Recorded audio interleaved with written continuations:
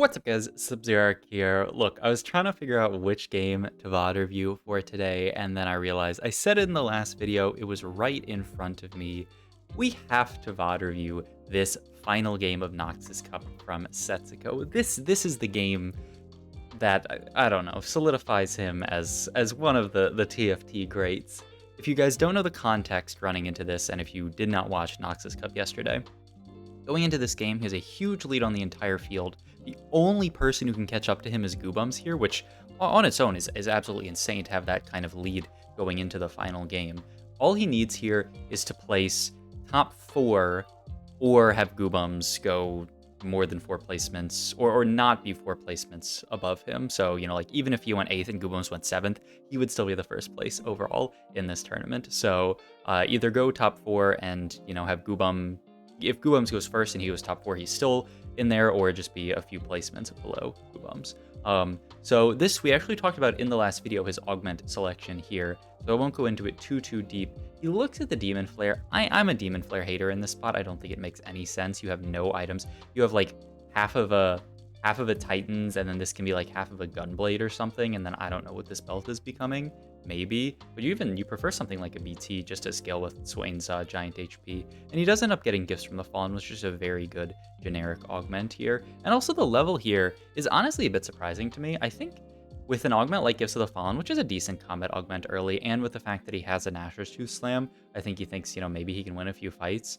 The other thing is that because all he has to do is play for a 4th here, he doesn't have to like Giga Streak early. He can just play for, you know, saving some HP, and it's not the end of the world, though. I would personally just, you know, play normally here, try to play your best game when you're in a spot like this. And the Nashor's Tooth signifies that he wants to play towards Mordekaiser. That's, you know, one of the few units that can use this really strong item. It's basically Mordekaiser, and then, you know, like the Samir and Cassio can use it as well. It's honestly kind of good on everyone. If you look at the stats, it says it's good on Xayah, but then like if you delve deeper into the stats, it doesn't look so amazing on Xayah, but, you know, still, even maybe in a pinch, you can slap it on your Xayah or something. He gets a great loss here. So 109 HP. He's only lost 6 HP over 2 fights. Oh, and also of note, we're in Immortal Bastion, so everyone has 115 HP, which is why you might be like, well, why does everyone have so much HP in this lobby? But yeah, he's scouting around the lobby. You're seeing a decent number. Like, this person has potential Noxus opener. This player, Rabavan, who needed a first from this game, basically took Bastion Spat and was just like, okay, I'm gonna take Bastion Spat and like hard force Kale with like a Shojin. I don't know what Rabavan does this game. I'm pretty sure, spoiler alert, that he ends up going 8th here just because he's swinging for the fences trying to get a first, and if he's not first, he's 8th, so he says, you know what, I'll just go first or 8th, which makes a lot of sense. But yeah, so far, a pretty solid loss streak from Setsuko. Only lost 12 HP so far, so he's at the equivalent of like 88, and he sees these spats on Carousel. Now, the other really important thing here, he hovers over this Nico with spat the entire time, and you might say, okay, he's gonna try to play Noxus, so why would he hover over this Nico with spat? Why wouldn't he just take the Darius with spat and play towards Noxus? It's because he wants to deny Goobums, and you see so much he's scouting Goobums. Because Goobums is the only player that he needs to worry about in this lobby, no one else can surpass him, he can grief Goobums as much as possible, so he wants to take whatever items off Carousel that Goobums wants. Goobums is playing towards a sort of like Invoker Bastion comp with the Nico, and so he just gets to deny that Nico there, which would be a huge pickup for Goobums. So really well played by Setsuko there to grief Goobums unit on Carousel, even when, you know, it doesn't look like that's what he wants. You know, you would think he would just want the Darius and play towards Noxus, but, you know, really smart to know that he needs to play for maximum grief in this spot, and that's why he goes for the Nico off Carousel, and then the Spatula can just be for a Noxus spat. So really smart stuff. He's also on a 4 loss streak here, so he knows he needs to play for the possible 5 loss streak if possible. So he positions like this, frontlines his Samira, and he actually ends up fighting Goobums, who's on some kind of a loss streak here. I don't know how high. I guess not 4 loss streak because he's pretty healthy, and manages to lose this fight as well. So really nice where Setsuko. Amazing start, honestly. 5 loss, 87 HP. If you subtract the 15 from that, he would normally be at, what, 75, which is still a very healthy, or wait, that's not math, 72, which is still a very healthy 5 loss. So I think he can be very happy about this opener, and, you know, just goes to show. Setsuko, very clean TFT player, is just going to put in all the units that he needs, just in case he has to sell something here. You know, he could potentially sell off the Katarina. Gets a Soraka pair here, but he does, you know, he's still, you don't go too crazy, right? You're not going to just sit and hold these Sorakas and deny yourself the income that you could make. That's a bit much, so he isn't going to go that far, but he is going to, make econ here and just play the units that he can, hold everything. He's freaking out, by the way, with his units on bench, and he gets a cloak drop, which, not amazing. It could be like an ionic spark or something like that, if he wants to play towards like the Mordekaiser Noxus angle, which I would think is like the only angle that you can play this game. That's definitely how I would play it, is I would just play this game and hard force Mordekaiser Noxus, and I think that's, okay. 78 HP here, once again, not winning any fights whatsoever and basically just taking every loss. And then this augment, crazy. So Final Reserve's actually in the past very strong augment. Nowadays, pretty bad, because Fast 9 is very, very weak right now. So just immediately reroll that, immediately reroll basically all these options. He also gets offered level up here with a ton of gold, and he's offered hedge fund in this spot. And I think this is just a classic Setsuko spot. You're offered hedge fund in a spot where you can greed econ super hard, he's gonna do it. He always does it. I mean, he does insanely well with it. Gets dropped the Swain here so he can play Noxus on his board, and he's just gonna make a solid 100 gold in this spot with like a board that's, I wouldn't say great, he's not going to win a lot of fights with this board, but he's going to make 100 gold and not take horrible losses. And now the big question here is, when do you spike as Setsuko? He's not, he didn't roll at 3-2. It's not like he went to 6 here and rolled.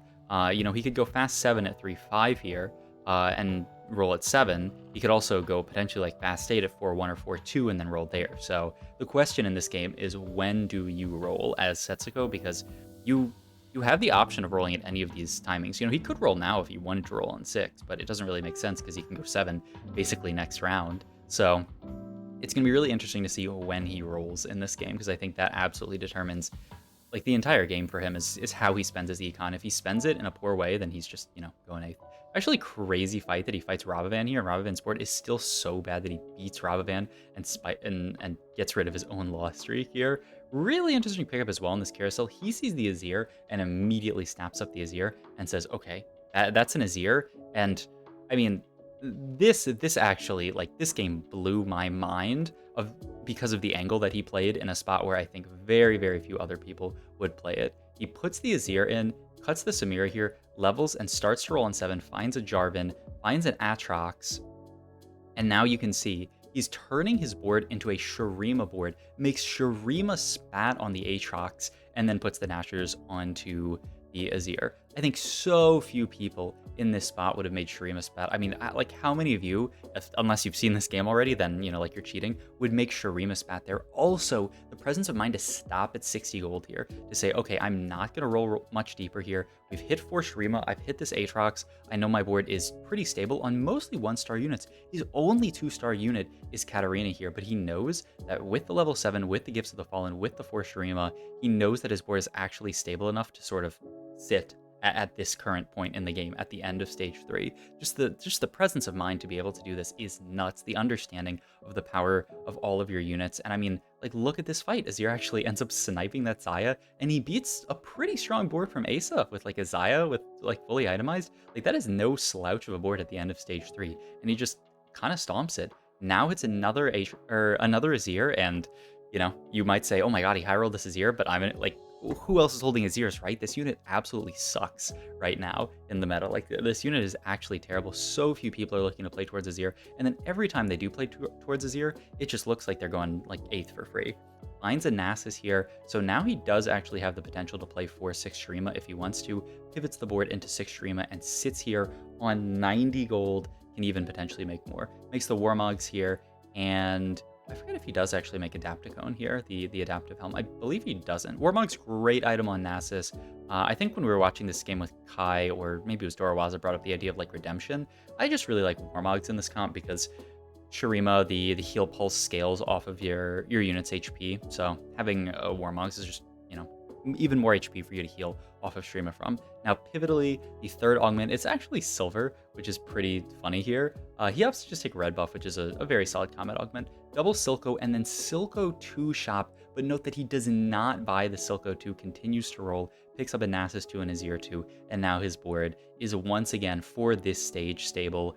Throws in the Mordekaiser, which is the it's Noxus, and it's also Slayer, which is actually really, really nice for this Aatrox. And now he's going to sell a bunch of these units, and look at that, he's up to level 8, 30 gold here with a very, very strong board. I think the name of the game this game was discipline in his rolling. The fact that he didn't overroll on 7, pushed level 8 at 4-2. He didn't even overroll on level 8. He hits his Azir, he hits his Nasus. He says, I don't need this Mordekaiser 2. This Mordekaiser 2 doesn't do anything. I'm not going to roll for it. He doesn't even play the Silco because he knows the Silco isn't going to do anything because there's no way he's actually able to itemize the Silco. And he's still thinking every round about, okay, what's actually stronger here? Is it the Mordekaiser or is it the Jarvan?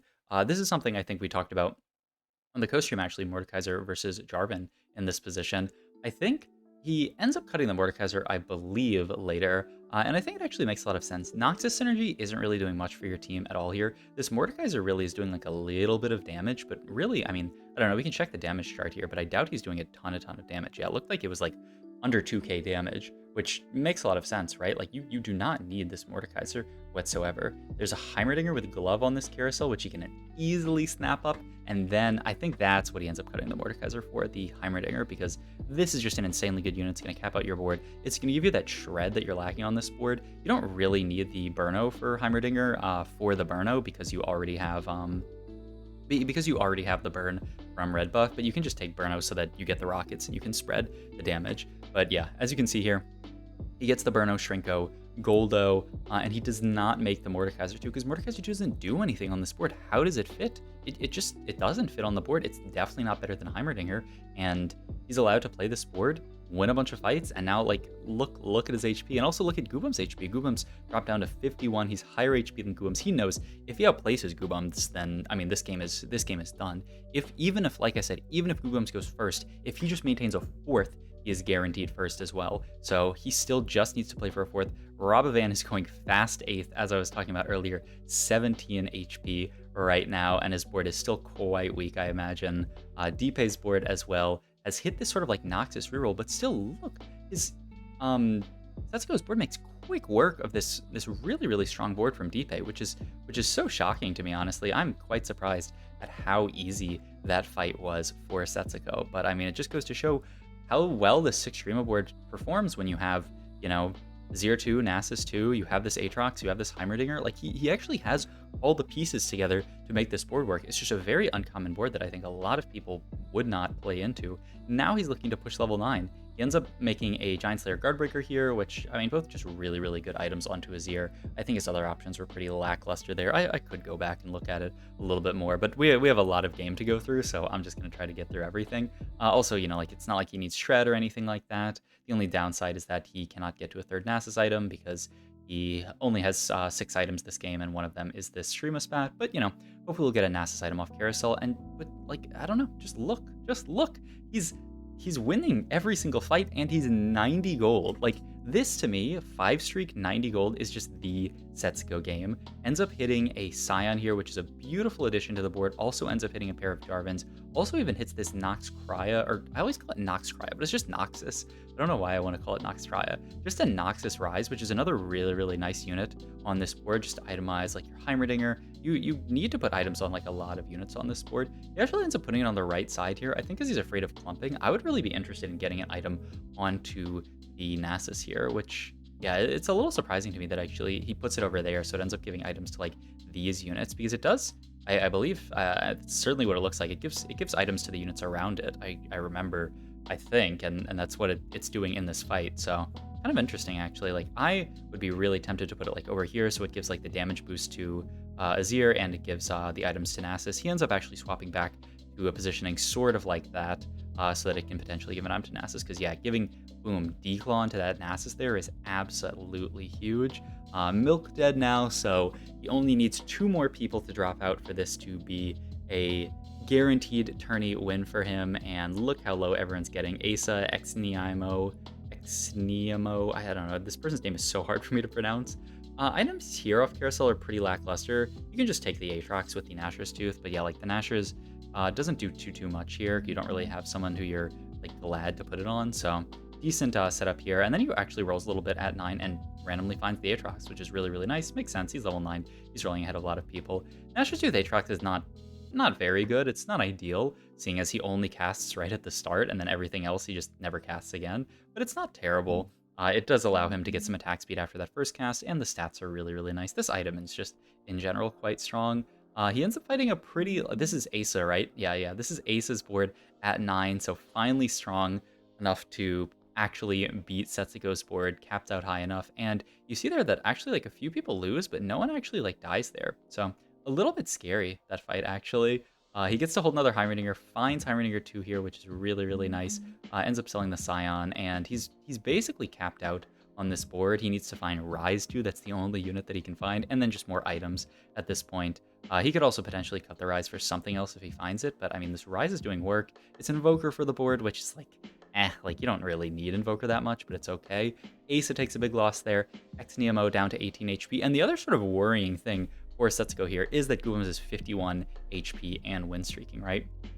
He even thinks about potentially dropping out of Sixtrema here. Sixtrema is a big buff though, and it's hard to think of like what he would add onto this board. There was like the Scion, the Scion that he could potentially add, but then like what else? There aren't really, like, I guess it would have to be like Scion 2, GP2 would have to be the units, but yeah, I can't see it being very good.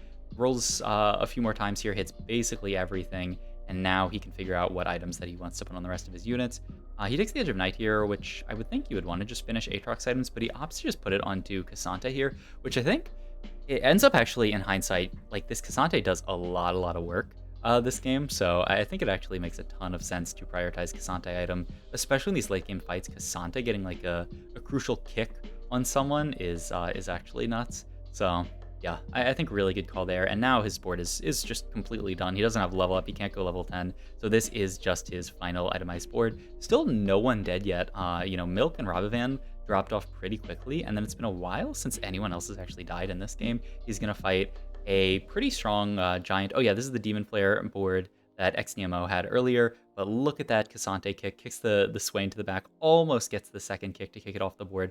Azir does end up finishing it, but then the Aatrox comes in after the Azir and does a lot of damage, but isn't able to actually finish the fight. And still, like, kind of scary. I think he's, you know, he's zooming in and out. He's like, please, man, when are some of these people gonna die? They're all like low HP, but like, if he takes 2 terrible losses in a row against really strong capped up boards, he could actually like lose this game. He could drop into like 5th place or 6th place, and then if Goobums went first, it would be curtains. He ends up fighting Philip's board, who's level 9, with this binary airdrop and a Ionia Spat double RFC Neela, which is pretty scary. He does manage to get through most of the front line, but then the back line ends up finishing him off, so down to 15 HP here. Asa drops off, so he is top 5, but he needs a top 4 to be guaranteed first, because if Goobums wins this game, he actually wins tiebreaker, which is really crazy. Let's go takes a Deathblade here onto the second Cassante here, which actually do not remember this, but I assume he reforges it. I would have to think so. I believe he's rolling here to try to deny. There's someone who had a bunch of, no, he just rolled over that Mordekaiser, so I guess not. He hits Crown Guard here, which is a solid item on Cassante or Nasus. He's just going to put it onto Nasus here for the extra tankiness, third item onto his main tank.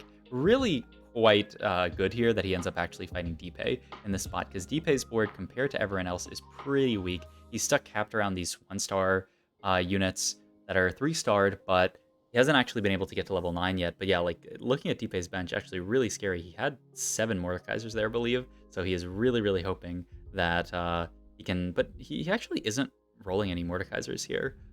So yeah, and it looks like, yeah, that's the last fight. Xnemo does die in that fight, so it's a top 4 for Setsuko. He's guaranteed first, and now he's just playing for style points. Beautiful position on the Cassante, but it actually gets knocked out of its ult by the Jarvan, but it still gets a second ult and then a third ult and kicks the Nico off the board. He defeats Goobums and outplaces him, so it's a top 3 for Setsuko, and now he is guaranteed far and away to win the tournament. Absolutely dominant performance from Setsuko, but the question is, how far can he go in this game?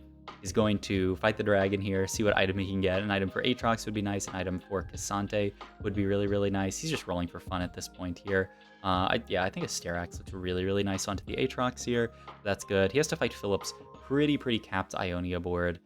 So it's definitely going to be a tough to beat this one. I think, you know, his board is a very capped Shurima board, but Ionia in general should be stronger than Shurima. But look at this positioning. As the Cassante, who walks onto the left side here and then finds the Neela that Philip put all the way on the left side and kicks her off, which absolutely carries the fight, wins versus Philip, and then all he has left is Deepay. And Deepay's board, like we were talking about, Deepay was having trouble capping his board out really high. So this fight, as long as he gets good positioning and keeps his units, you know, safe from potential like Scion ult, he can actually potentially very easily win this fight as well. Puts the K'Sante on the exact same side as the Azir, who's gonna end up kicking out this this dog, this Nefiri, which, you know, does some work, immediately turns onto the back line, and it's a dub for Setsuko in a spot where he only needed a fourth. I just think Setsuko winning the final game when all he needed was a fourth to secure first place just absolutely shows the level that this guy is on. Absolute beast performance the entire day on Setsuko. Potentially, I don't know, it's hard to say that he's not the best player in North America after watching this tournament performance. Hope you guys enjoyed this video. If you did, please like, comment, subscribe, check out my Twitch, and all my other links down below. Thank you.